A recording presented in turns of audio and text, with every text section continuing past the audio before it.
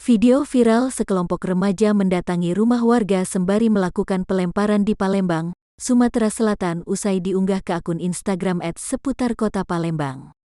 Dalam video tersebut, terlihat seorang remaja yang tak mengenakan baju datang sembari membawa batu bata dan melemparnya ke dalam rumah. Dua orang dewasa pun terlihat mencoba melerai kelompok anak baru gede atau ABG ini agar meninggalkan rumah tersebut. Namun, bukannya takut, para ABG ini malah berdatangan dan melempar rumah itu dengan batu dan kayu. Bahkan, para ABG itu menutupi wajah mereka dengan menggunakan sarung dan baju agar tak terekam video.